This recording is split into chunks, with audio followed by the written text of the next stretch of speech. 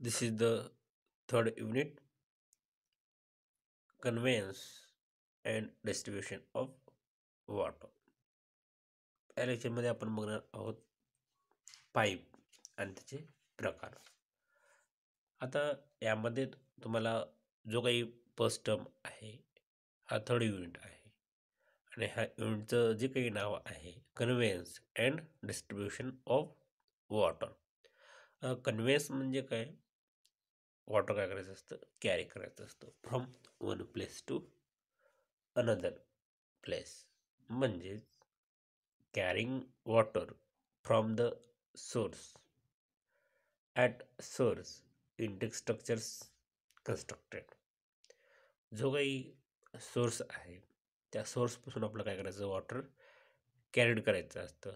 मग आपण डायरेक्ट त्या सोर्सपासून वॉटर कॅरी नाही करू शकणार. त्यासाठी आपल्याला त्या ठिकाणी एखादं इंटेक स्ट्रक्चर कन्स्ट्रक्ट करावं लागतं. जर रिव्हर असेल, हा रिव्हरच्या बँकवरती, बँक म्हणजे काय? काठ. जे काही रिव्हर आहे त्या रिव्हरच्या बँकवरती एखादी जर वेल कन्स्ट्रक्ट केलेली असेल तर त्याला आपण काय म्हणतो? River intake structure.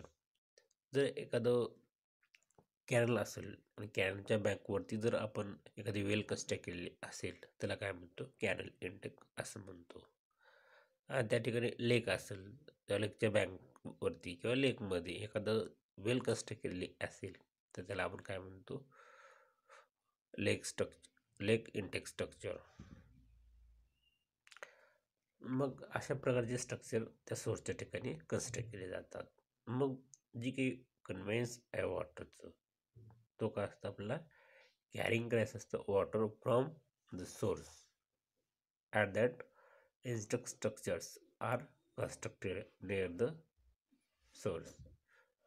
Carrying the water from intake to water treatment plant and from there treated water is conveyed to the consumer through distribution pipe.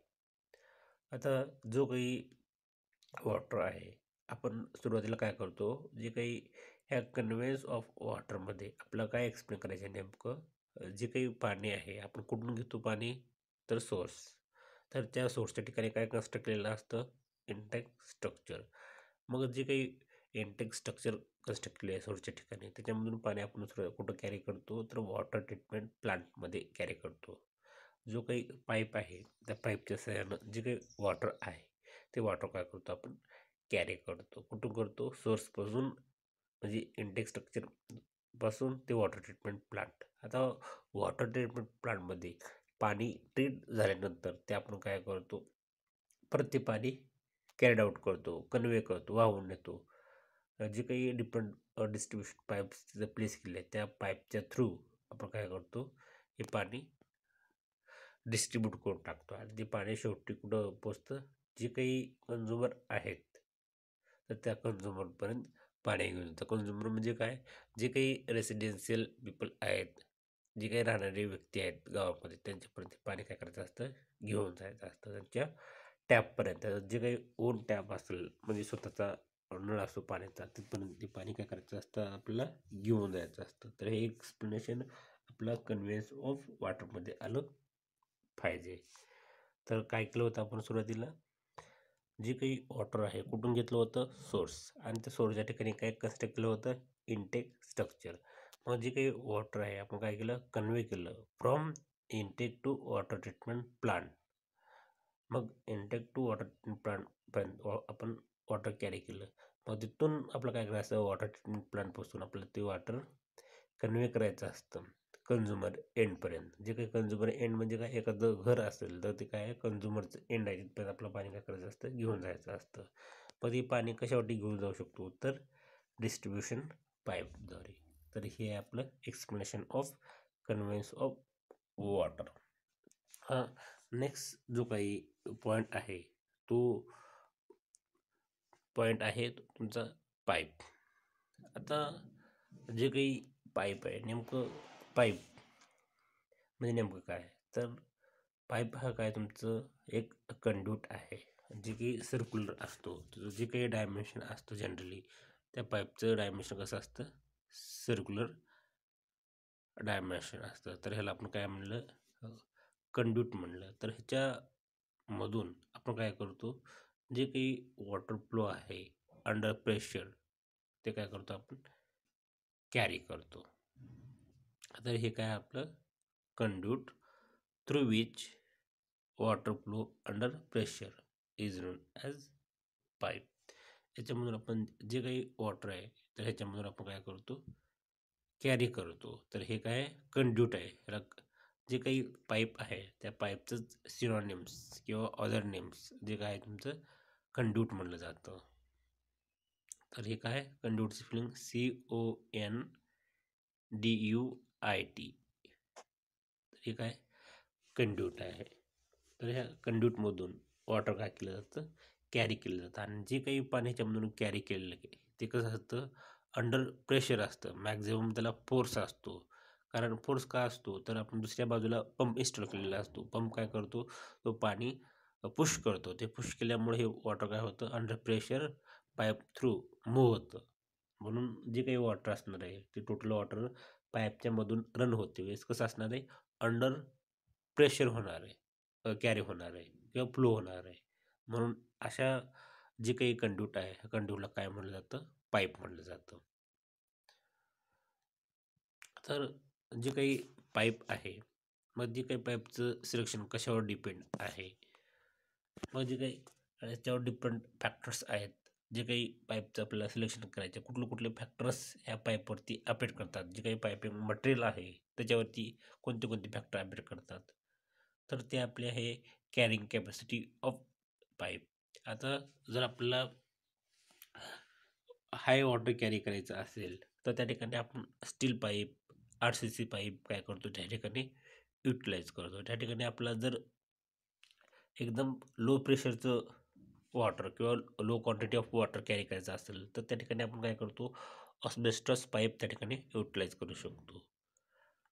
तर असे डिफरंट फॅक्टर्स आहेत जे की पाईप मटेरियल अफेक्ट करतात. उदाहरण ड्युरेबिलिटी ऑफ पाईप.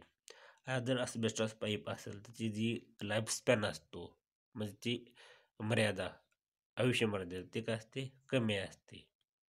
किंवा एखाद्या ठिकाणी फंड कमी असतील तर त्या ठिकाणी आपण कुठला पाईप युटिलाइज केला पाहिजे. हे पूर्ण जे काही फॅक्टर्स आहेत किंवा मेंटेनन्स कॉस्ट असेल रिपेअर्स असेल किंवा त्या पाईपच्या प्रॉपर्टीज असतील ते कोर्जिव्ह रेजिस्टन्स आहे की नाही हे जे काही फॅक्टर्स आहेत तर त्या पाईपिंग मटेरियल अफेक्ट करतात. तर बेसिक जे काही पाईपचे टाईप्स आहेत ते किती आपले 2 टाईप्स आहेत. प्लस जो काही टाईप आहे पाईपचा तो आहे आपला ग्रॅव्हिटी कंड्यूट. ग्रॅव्हिटी कंड्यूट आता ह्या काय फर्स्ट टाईप आहे आपला पाईपचा. आता हे ग्रॅव्हिटी कंड्यूट काय आहे, जेव्हा वॉटर तुमचं हायर लेवलला असेल आणि ते आपल्याला लोअर लेवलला घेऊन जायचं असेल आणि हे आपलं काय टोपोग्राफी आहे, हे आपले काय लँड आहे.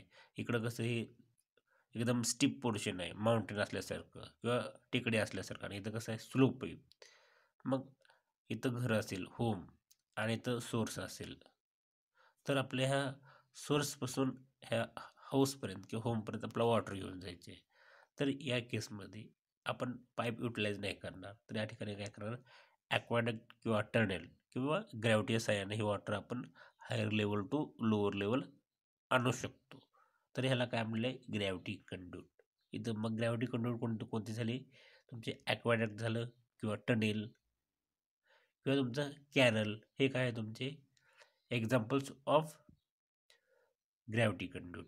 यामध्ये आपण जे काही वॉटर आणलं ह्या हायर लेवलपासून ह्या लोअर लेवलपर्यंत कशा सहाय्याने घेऊन आलं फक्त आपण ओनली बाय युजिंग ग्रॅव्हिटेशन. जी काही ग्रॅव्हिटी असते त्या ग्रॅव्हिटीच्या सहाय्याने हे वॉटर आपण काय केलं हायर लेवलपासून तर लोअर लेवलपर्यंत हे वॉटर काय केलेलं आपण या ठिकाणी आणलेलं आहे. ह्या ठिकाणी ह्या एसपासून एचपर्यंत एस काय जो सोर्स आहे कुठं आहे हायर लेवलला आहे आणि जो होम किंवा हाऊस जे आहे ते कुठं आहे लोअर लेवलला आहे. तर त्या केसमध्ये आपण ग्रॅव्हिटी कंड्यूटचा वापर करून म्हणजेच ॲक्वाडक्ट असतील किंवा टनेल असेल किंवा कॅनल असेल याचा वापर करून पाणी आपण हायर लेवलपासून तर लोअर लेवलपर्यंत घेऊन येऊ शकतो. तर त्या केसमध्ये जनरली ग्रॅव्हिटी कंडक्ट युटिलाइज केलं जातं. आता त्याच्या रिव्हर्स असेल, तुमचं सेम डायग्राम आपण ड्रॉ करू आणि इथं तुमचं होम आहे आणि ह्या ठिकाणी तुमचं काय आहे, सोर्स आहे. तर ह्या सोर्सपासून तुम्हाला वॉटर काय करायचे, तुमच्या होमपर्यंत घेऊन टाकायचे. आता इथं तुमचं काहीतरी रिव्हर असेल किंवा रिझर्वायर असेल किंवा डॅम असतील आणि इथं तुमचं काय आहे, होम आहे. तर ह्या आणि इथं सोर्स, तर तुम्हाला काय करायचं असतं, जे काही वॉटर आहे ते वॉटर तुम्हाला ह्या सोर्सपासून होमपर्यंत किंवा हाऊसपर्यंत घेऊन जायचं असतं. तर या ठिकाणी जनरली तुम्हाला काय आहे, डिफरंट प्रेशर कंड्यूट म्हणजे डिफरंट प्रेशर पाईप ह्या ठिकाणी तुम्हाला युटिलाइज करावं लागतं.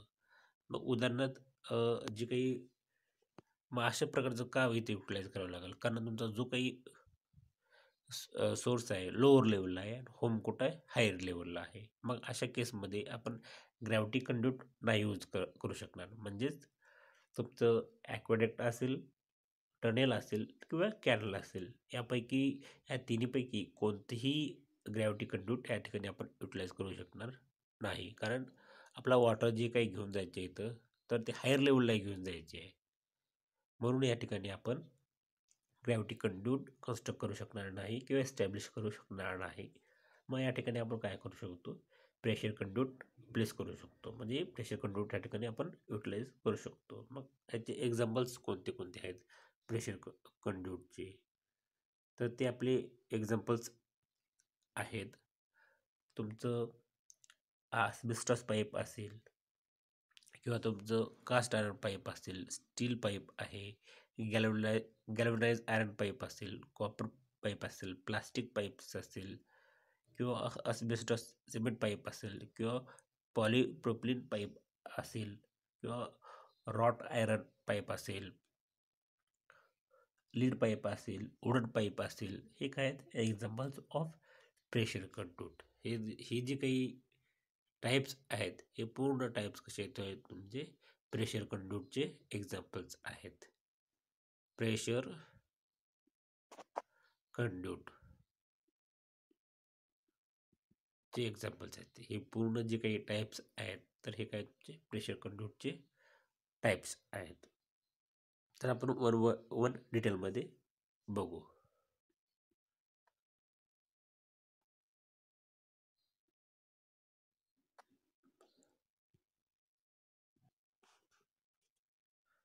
आता जो काही फर्स्ट टाईप आहे ते आहे तुमचा GI पाईप. GI पाईप म्हणजे काय, galvanize iron pipe. This type of pipe is used for water supply work inside the building. These pipes are wrought steel pipes provided with zinc coating. आता जे काही हे पाईप्स आहेत, तर यांचा जो काही जनरल युटिलायझेशन आहे, तर हे कुठे युटिलाइज केलेलं आहे, विदिन द बिल्डिंग. जे काही बिल्डिंगची वॉटर डिस्ट्रीब्युशन सिस्टीम आहे, त्या वॉटर डिस्ट्रीब्युशन सिस्टीममध्ये हे काय केलेलं आहे, पाईप्स युटिलाइज केलेलं आहे. जेव्हा आपलं वॉटर टँक असेल, जे काही आपले वॉटर टँक आहे ते कुठे आहे, आपल्या टॉप लेवलला आहे बिल्डिंगच्या. मग त्या वॉटर टँकपासून घरातली जी काही सिस्टीम आहे, आपलं घरातली सिस्टीम म्हणजे काय, वॉटर टँकपासून तुमचा एक पाईप तुमचं बाथरूमपर्यंत जाईल, एक टॉयलेटपर्यंत जाईल, किचनपर्यंत जाईल, वॉश बेसिनपर्यंत हे पाईप जाईल. मग या ठिकाणी जे काही पाईप्स इन्स्टॉल केले जातात, तर ते पाईप तुमचे काय असणार आहेत, GI पाईप्स असणार आहेत. GI पाईप्स म्हणजे काय असणार आहे, तुमचं गॅल्वनाइज आयरन पाईप्स असणार आहेत. पुन्हा ह्याच्यामध्ये तुमचं जे काही ॲप्लिकेशन एरिया दिलेला आहे, तर हा पाईप नेमका कोणत्या कोणत्या ठिकाणी वापर केलेला आहे मी तुम्हाला सांगितलं. तुमच्या घरातले जे काही बाथरूम असेल, टॉयलेट असेल, किचन असेल, वॉश बेसिन असेल. आता या ठिकाणी हे काय केलेलं, हा पाईप युटिलाइज केलेला आहे. इथं थोडं सायंटिफिक नावं इथं त्यांनी सांगितलेलं आहे. इथं काय, वॉटर अँड सिवरेज. आता जे काही वॉटर अँड सिवरेज तुम्हाला सांगितलं, तुमचं किचन असेल किंवा बाथरूम असेल, तिथून सिवेज जनरेट होतं, तर त्या ठिकाणी हे पाईप काय केलेलं आहे, इन्स्टॉल केलेलं आहे. नंतर तुमचं फायर फिटिंग म्हटलं आहे, जे जेव्हा घरामध्ये एखाद्या वेळेस फायर फॉर्म होतो किंवा आगची निर्मिती होते, अशा केसमध्ये हे पाईप काय केलं जातं, five as a fire pipe म्हणून त्या ठिकाणी युटिलाइज केलं जातं. आणि तुमच्या घरामध्ये जी काही प्लंबिंग सिस्टीम आहे, जी काही पाईपची अरेंजमेंट आहे, तर हे ह्या शक्यतो त्या केसमध्ये GI पाईप युटिलाइज केलं जातं. जी काही तुमच्या घरातली जेवढी पाईप वर्किंग असेल किंवा पाईप इन्स्टॉलमेंट असेल, ते शक्यतो GI पाईप त्या ठिकाणी युटिलाइज केलं जातं.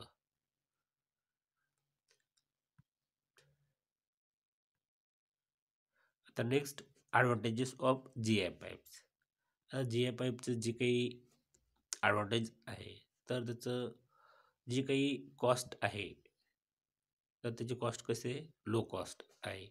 आणि आल्सो त्याची जी काही मेंटेनन्स कॉस्ट आहे, ती देखील काय तुमचं कमी आहे. आणि ह्याची जी काही लाईफस्पॅन आहे, ते कसं आहे, मोर लाईफस्पॅन आहे. जी काही ह्याची जी काही लाईफ आहे, तर त्याची लाईफ कशी आहे, लाँग लाईफ आहे. आणि जनरली त्याच्यावर हाय प्रेशर जरी आलं, तर ती पाईप कशी आहे तुमची, टफ पाईप आहेत, एकदम कठीण पाईप आहेत.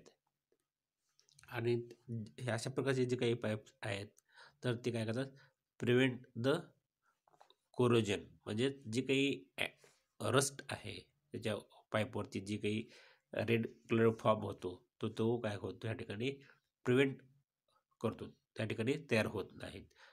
कालांतरानं पाण्याचा जास्त वापर झाला तर त्या ठिकाणी पाईपवरती रस्ट किंवा कोरोजन होण्याची पॉसिबिलिटी असते, पण ह्या ठिकाणी ते इथं काय केलं जातं, प्रिव्हेंट केलं जातं. आणि हे पाईप्स कसे आहेत, युजफुल आहेत फॉर लार्ज कन्स्ट्रक्शन प्रोजेक्ट्स. का युजफुल आहेत, तर ते कसे आहेत, ड्युरेबल आहेत आणि लार्ज डायमीटरमध्ये उपलब्ध आहेत. त्यामुळं हे जे काही पाईप्स आहेत, आता हे ड्युरेबल कसं कसं काय म्हणू शकतो, जर ह्याचं लाईफस्पॅन कसं आहे, ह्याचं लाईफस्पॅन मोर आहे, लाँग लाईफस्पॅन असल्यामुळं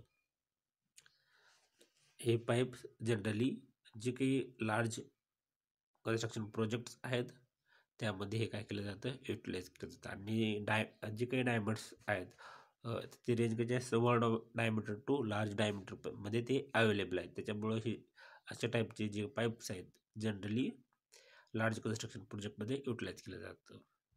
आणि म्हणजेच लार्ज प्रोजेक्ट कन्स्ट्रक्शन साईट म्हणजे काय असणार आहे, तर तुमचे हाय राईज बिल्डिंग्स असणार आहेत, म्हणजेच तो होम त्या ठिकाणी असणार आहेत. आता ह्याचे जे काही डिसएडव्हान्टेजेस आहेत, ते म्हणजे तुमचं, आता हे वेट जे असतं त्याचं हायर असतं, मग त्याचं जे वेट हायर असल्यामुळं हँडल करणं का त्या ठिकाणी डिफिकल्ट असतं. आणि अशा प्रकारचे पाईप जर त्या ठिकाणी स्मॉल पाईप्स असतील, तर त्या ठिकाणी ब्लॉकेज होण्याची पॉसिबिलिटी असते. जर तिथं बेंड्स असतील, तर त्या ठिकाणी तर हे जे काही बेंड्स आहेत, एल्बो असेल किंवा कॉर्नर असेल, या ठिकाणी जे एखादं मटेरियल वॉटरवरती फ्लो झालेलं असेल, तर या ठिकाणी तिथं चोकअप होण्याची पॉसिबिलिटी असते. आणि एकदा पाईप ते ब्रेकडाऊन झाला, शक्यतो होत नाहीत, पण झाला तर त्या ठिकाणी आपलं जॉईनिंग करणं डिफिकल्ट असतं. हे टोटली GI पाईप, आयरनचे पाईप असल्यामुळं, तर त्या ठिकाणी थोडंसं डिफिकल्टी त्या ठिकाणी क्रिएट होते फॉर जॉईनिंग, फॉर रिपेअरिंग और फॉर मेंटेनन्स ऑफ पाईप. शक्यतो ती पाईप्स काय आहेत, ब्रेक होत नाहीत किंवा त्याचा रिपेअरिंग करायची गरज पडत नाही. जर झालं तर मग त्या ठिकाणी त्याला रिपेअर करणं किंवा त्याला रिकव्हर करणं त्या ठिकाणी डिफिकल्ट आहे. नेक्स्ट जो टाईप आहे तुमचा, स्टील पाईप. आता जे काही स्टील पाईप आहे, तर स्टील पाईप नेमकं डिफरंट टाईप्स आहेत. बायर्ड स्टील आहे, टॉर्क स्टील आहे. तर यापैकी जे काही स्टील स्टील पाईप मॅन्युफॅक्चरिंगसाठी किंवा स्टील पाईप निर्मितीसाठी जो काही पाईप वापरला जातो, तो पाईप आहे तुमचा किंवा मटेरियल आहे माइल्ड स्टील. जे काही स्टीलचे टाईप आहेत, टॉर्च स्टील असेल किंवा माइल्ड स्टील असेल, हे जे काही स्टीलचे प्रकार आहेत, त्यापैकी तुमचं जे काही स्टील युटिलाइज केलं जातं, ते स्टील आहे तुमचं माइल्ड स्टील युटिलाइज केलं जातं for manufacturing of steel pipe.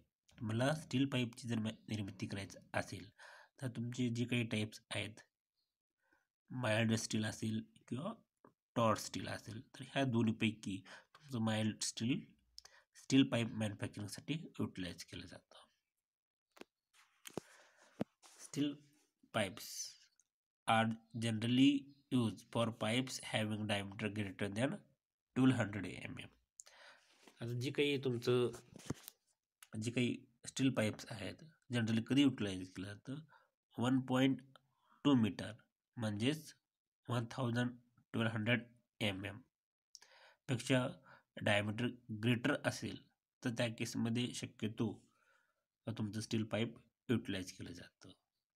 आणि जो काही स्टील पाईप्स आहेत तर त्याचं इनसाईड आणि आउटसाईड जो काही सरफेस आहे स्टील पाईपचा, तो जनरली काय केलेला असतो, गॅल्वनाइज केलेला असतो. ह्याच्यामध्ये जी काही कोटिंग असते, आता हे जे काही पाईप आहे आणि हा पाईपचं इनसाईड सरफेस आणि आउटसाईड सरफेस, ह्या दोन्ही सरफेसला त्या ठिकाणी गॅल्वनाइज केलं जातं. आणि हे गॅल्वनाइज करण्यामागे मेन कारण काय आहे तुमचं, तर त्या ठिकाणी जे काही कोरोजन फॉर्म होतं त्याला प्रिव्हेंट करायसाठी हे गॅल्वनाइज त्या ठिकाणी प्रोव्हाइड केलं जातं. आता जे काही स्टील पाईप आहे याचं ॲडव्हान्टेज काय आहे, तर अशा प्रकारचे जे काही पाईप्स आहेत तर त्याची जी काही कॉस्ट आहे तर ती कसं आहे, चीप आहे. चीप म्हणजे काय, steel pipes are cheap. Steel pipes are cheap. हे पाईप कसे आहेत, स्वस्त आहेत. आणि अशा प्रकारचे जे काही पाईप्स आहेत स्टील पाईप, हे तुम्हाला लॉंग लेंथमध्ये किंवा लार्ज लेंथमध्ये अवेलेबल आहेत. थर्ड जो काही ॲडव्हान्टेज आहे, तर अशा प्रकारचे जे काही पाईप्स आहेत तर कसं आहे, फ्लेक्झिबल आहेत काही प्रमाणात. आणि त्याचं फ्लेक्झिबल असल्यामुळं तो आपण कुठल्याही कर्वमध्ये त्याला इझिली बेंड करू शकतो. जसं पाहिजे तसं आपण ती पाईप त्या ठिकाणी बसवू शकतो. जर आपला कर्व पाहिजे असेल कर्वमध्ये किंवा रेक्टँग्युलर पाहिजे असेल रेक्टँग्युलर, ह्याच्यामध्ये ती पाईप बसवू शकतो. आणि अशा प्रकारचे जी काही स्टील पाईप्स आहेत ते कसे तुमचे ड्युरेबल आहेत, स्ट्रॉंग आहेत. जे की तुमचं त्या पाईपमधून हाय प्रेशरचं जर वॉटर कॅरी करत असू तर त्या हाय प्रेशर वॉटरला ते काय करतात, रजिस्ट करतात. जे कितीही वॉटरचं इनसाईड प्रेशर आलं असेल, आता ह्याच्यातून वॉटर कॅरी होत असेल तर ती वॉटर काय करतं, ह्याच्या इंटरनल सरफेस वरती ते काय करतं, प्रेशर अप्लाय करतात. तर हे प्रेशर काय करतात, ती रजिस्ट करतात. आणि अशा प्रकारचे जे काही पाईप्स आहेत तर ते काय आहेत, वेटमध्ये तुमचे काय आहेत, हलके आहेत. म्हणजे the pipes are light in weight. त्यामुळं हे पाईप्स हलके असल्यामुळं तो आपण इझिली ह्याला काय करू शकतो, ट्रान्सपोर्ट करू शकतो. म्हणजे एका ठिकाणी दुसऱ्या ठिकाणी याला घेऊन जाऊ शकतो. आता इथं जे काही डिसॲडव्हान्टेजेस आहे, तर ह्याची जी काही मेंटेनन्स कॉस्ट आहे ती कशी हाय आहे. तर ह्याच्यामधला जो काही इनसाईड आणि आउटसाईड आपण काय केलं होतं, त्याला गॅल्वनाइज कोटिंग बसवलं होतं. जर गॅल्वनाइज आयरन कोटिंग त्या ठिकाणी जर रिमूव्ह झालं, आता ही पाईप आहे, या पाईपच्या इनसाईड आणि आउटसाईड, इनसाईड आणि आउटसाईड आपण काय केलं होतं, याला गॅल्वनाइज कोटिंग बसवलं होतं. जर ही कोटिंग रिमूव्ह झालं तर तुमचं पाईप काय होईल, त्या ठिकाणी कोरोजन होईल आणि पाईप त्या ठिकाणी बस्ट होईल किंवा लिकेज होईल.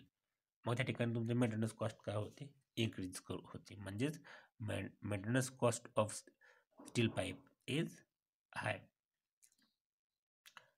आता एखाद्या वेळेस जर ही पाईप तुम्ही ॲसिडिक आणि अल्कलाईन वॉटर कॅरी करण्यासाठी युटिलाइज करत असो तर त्या ठिकाणी तुमचं त्या ठिकाणी रस्टिंग होण्याची मॅक्झिमम पॉसिबिलिटी असते. मग त्या ठिकाणी तुमची जी काही ह्याच्यावर रेड कलरचे जे काही स्पॉट फॉर्म होतात ते कशामुळे होतात, तुमचं त्या ठिकाणी जर ॲसिडिक वॉटर असेल किंवा अल्कलाईन वॉटर असेल, जर अशा प्रकारचं वॉटर त्या ठिकाणी कॅरी केलं तर त्या ठिकाणी काय होतं, तुमचं पाईपवरती रस्टिंग म्हणजे रेड स्पॉट त्या ठिकाणी फॉर्म होतात. आता एखाद्या वेळेस हा पाईप ब्रेकडाऊन झालेला असेल तर अशा पाईपला काय करायचं, जास्तीत जास्त वेळ त्याच्या रिपेरिंगसाठी लागतो. तर ही काय याचं डिसॲडव्हान्टेजेस आहे. आणि नेक्स्ट काय तुमचं जी काही इंटरनल ॲक्शन असेल किंवा एक्सटर्नल ॲक्शन असेल, हे जे काही पाईप्स आहेत तर ते काय होतात, डिफॉर्म होतात. एखाद्या वेळेस तुमचं हा पाईप जमिनीमध्ये टॉप लेवलला जर बर्ड केलेला असेल, पुरलेला असेल आणि वरून एखादी व्हेकल गेली असेल तर ही पाईप काय होतात, असे डिफॉर्म होतात. याचा जो काही कर्व त्या ठिकाणी फॉर्म होतो. जर ह्याच्यावरून एखादी व्हेकल गेलेली असेल किंवा व्हील पास झालेला असेल तर ह्या ठिकाणून जर तुमचं व्हील पास झालेलं असेल, ही पाईप आहे तुमचा आणि या पाईपच्यावरून व्हील पास झालेला असेल, व्हील पास झाल्यानंतर हे तुमचा जो काही पाईपचा जो काही शेप आहे तो कसं होतो तुमचा, असा डिफॉर्म शेप त्या ठिकाणी प्रोड्यूस होतो. तर हे काय त्याचे डिसॲडव्हान्टेजेस आहेत. यामध्ये जो काही पहिला जो टाईप राहिला आपला शिकवायचा तो म्हणजे तुमचा कास्ट आयरन पाईप्स. तर हे जे काही कास्ट आयरन पाईप्स आहेत तर ते काय केलं जातं, मोठ्या प्रमाणात युटिलाइज केलं जातं फॉर कन्व्हेन्स ऑफ वॉटर, म्हणजेच एक्सटेन्सिव्हली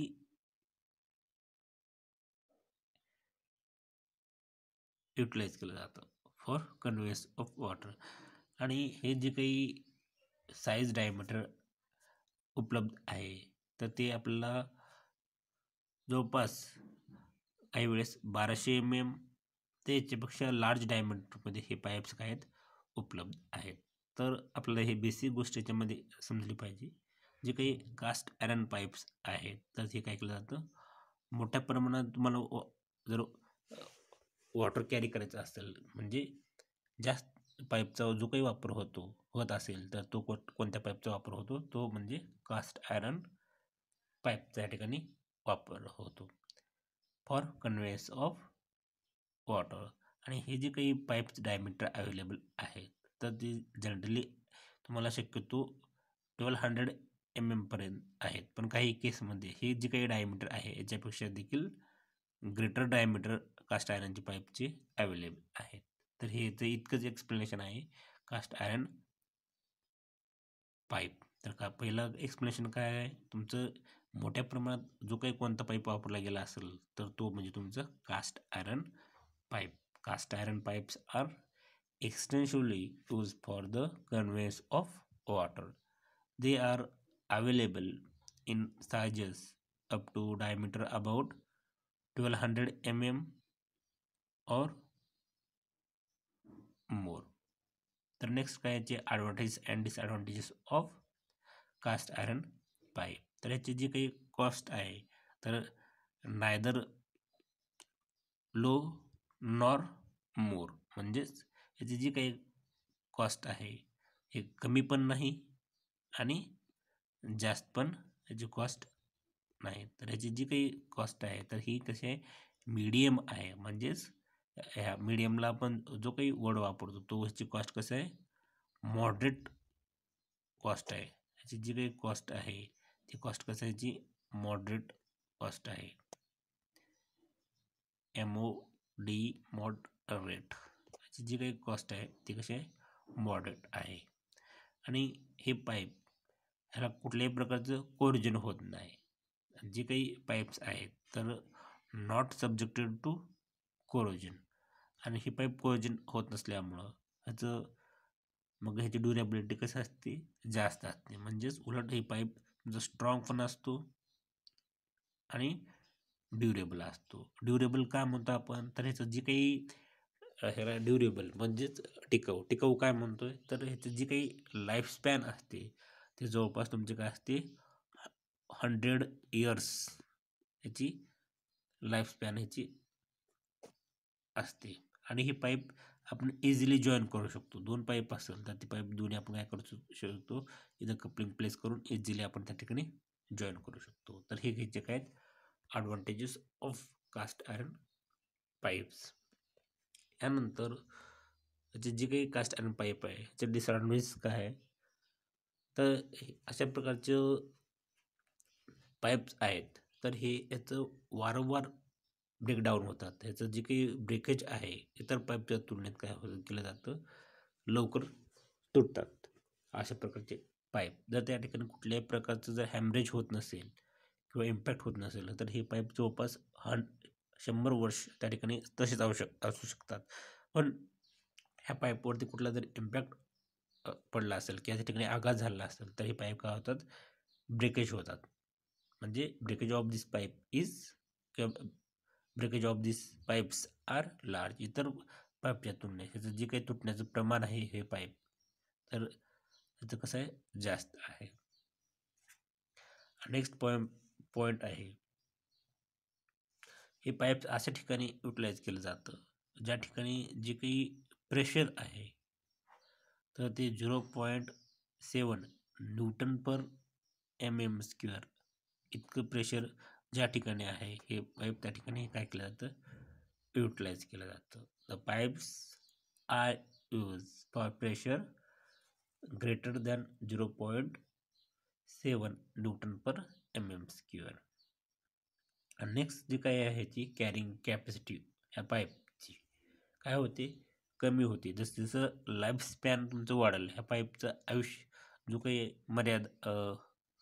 लाईफ स्पॅन आहे, म्हणजे हे पाईप पहिल्या वर्षी काय करत असेल तर 10 m³ per second water carry करत असेल तर पुढच्या वर्षी तो इतकंच कॅरी करणार नाही. तर ह्याच्यामध्ये काय होईल, रिड्यूस होऊन जाईल. एक वर्ष वाढल्यानंतर 9.6 9.5 असं काहीतरी ह्याची क्वांटिटी काय होईल, जो काही रेट ऑफ फ्लो आहे तो काय होईल, याचा कमी होऊन जाईल. ह्याची जी काही वॉटर कॅरिंग कॅपॅसिटी आहे रिड्यूस होऊन, जसं ह्याची आयुष्य मर्यादा ह्याची काही लाईफ वाढत जाईल त्या प्रमाणात ह्याची जी काही वॉटर कॅरिंग कॅपॅसिटी आहे ती काय होते, रिड्यूस होते. का रिड्यूस होते, तर ह्याच्यामध्ये काय होतं, तुमचे जे काही पॉट्स असतात किंवा याचा जो काही सरफेस आहे इनसाईड तो काय होतो, रफ होत जातो. रफ होत असल्यामुळं त्या ठिकाणी तुमचं काय होतं, फ्रिक्शन फॉर्म होतं. जे काही ह्याचा इंटरनल सरफेस आहे ह्या पाईपचा जो काही इंटरनल सरफेस आहे ती रफ झाल्यामुळं वॉटर सरफेस ह्याच्यामधून वाहणारं वॉटर आणि ह्या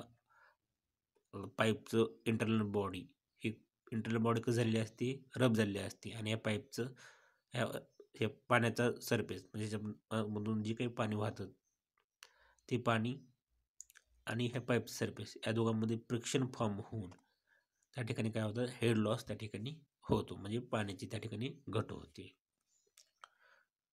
ज्या पद्धती जसं जसं एअर वाढतं तसं जे काही रफ होण्याचं प्रमाण आहे पाईपमध्ये ते काय होतं, वाढत जातं. वाढत गेल्यामुळं जे काही वॉटर आहे आणि पाईपचा इंटरनल सरफेस आहे याच्यामध्ये काय होतं, फ्रिक्शन फॉर्म होतं. आणि फ्रिक्शन फॉर्म झाल्यामुळं पाण्यामध्ये त्या ठिकाणी घट होते. म्हणजेच carrying capacity of this pipes decreases with increase in life of pipes. आता नेक्स्ट जे काही डिसएडव्हांटेज आहे, when the size increases beyond the 1200 mm diameter, the pipes become heavier as well as uneconomical. आता जेव्हा या पाईपचं जे काही डायमीटर आहे इंटरनल 1200 mm असेल म्हणजेच 1.2 मीटर असेल, तर हे जे काही पाईप्स आहेत ते कसं होतात, जड होतात. ह्याचं जे काही वेट आहे ते वेट काय होतं, इन्क्रीज होतं. म्हणजेच पाईप काय होतात, हेवियर होतात. आणि त्याच पद्धतीनं जी काही कॉस्ट आहे ते कॉस्ट पण ह्याला मोर रिक्वायर्ड आहे. म्हणून ह्या ठिकाणी आपलं कॉस्ट काय करावं लागतं, ह्याच्यामध्ये मॅक्झिमम कॉस्ट ह्याची एअर मॅन्युफॅक्चरिंग करायसाठी पे करावं लागतं. मग त्यासाठी जी काही पाईप्स असतात अनइकॉनॉमिकल होऊन जातात. आणि आणखी एक डिसएडव्हांटेज काय होतं, हेवियर पाईप झाल्यामुळं याचं ट्रान्सपोर्टेशन प्रॉब्लेम त्या ठिकाणी क्रिएट होतो. म्हणून त्याचं हँडल करते वेळेस ड्युरिंग ट्रान्सपोर्टेशन हे कसं पाईप आहेत, डिफिकल्ट आहेत. तर हे काय त्याचे disadvantages of caste iron pipe. पुढच्या लेक्चरला आपण जी काही राहिलेले पाईप्स आहेत ते आपण बघू. धन्यवाद.